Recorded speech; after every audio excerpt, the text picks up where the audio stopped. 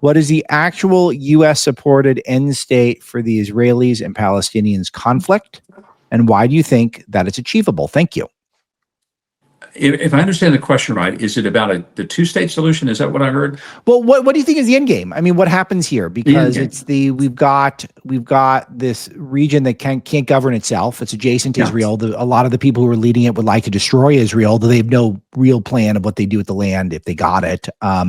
So it's a tough one. So do we have a plan? Do we have an end game? Do we know what it looks like? Well, I mean, a lot of it is what Israel's plan is, and their plan's pretty simple. They just want to live in the land that they believe that 3,800 years ago God gave them and said, this is yours. And this is where you're going to live. And through this land, through your people, you're going to be a blessing to the world. They were chased all over the planet. And for 2,000 years, they were scattered. During World War II and the Holocaust, the entire Jewish people were almost annihilated by the hate of Adolf Hitler and the Third Reich. They survived it. And I think the world, who had been telling the Jews they were going to have a homeland, back to the Balfour Declaration in 1917, the League of Nations in 1922, the San Mateo Declaration in 26. You have all these things. But after World War II, there was finally this decision, you know what? The Jewish people had been through a lot.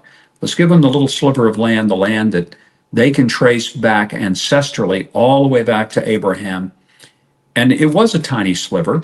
I mentioned how small it is. But to put it in perspective, Muslim-controlled countries have 644 times the amount of real estate that Israel has.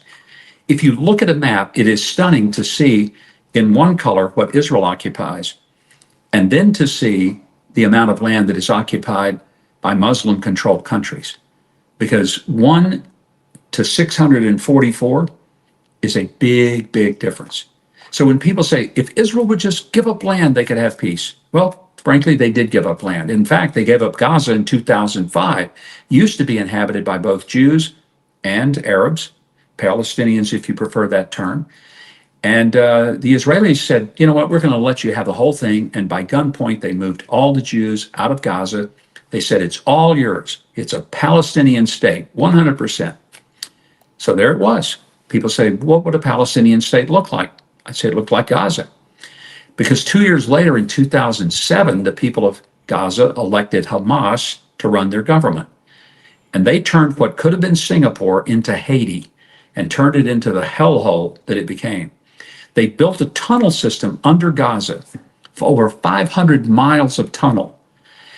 By the way, that tunnel system is larger than the London Underground, just to give you a perspective. And Gaza is not very big. Why did they build the tunnels? To murder Jews and to hide when people came after them. So when people ask, what is the end game? I'll tell you what it is. Let Israel have the little sliver of land and let them live in it in peace. Quit trying to kill every last Jew. Quit yelling things like from the river to the sea, because when you say that, what you're saying is annihilate the Jewish people. Get rid of them. In my office at the embassy, I have a map that was taken out of a 5th grade classroom in Gaza. It is a Hamas map that kids study in Gaza. And it's a map of, we would call it Israel. They would call it Palestine. And on that map, there is no Israel, because it is the map that people are screaming for, from the river to the sea, from the Jordan River to the Mediterranean Sea. The only thing that exists on that map is a Palestinian state. So when you hear people talk about the Palestinian state, what most people who say that want is not that they want part of a land to be theirs. They want none of the land to be Israel. And in 1973, Golda Meir made a statement that's very, very profound. She said, we will have peace in the Middle East when Arab mothers love their own children more than they hate ours. Mm. That sounds harsh, but here we are 52 years later, and you have to think she was pretty much spot on.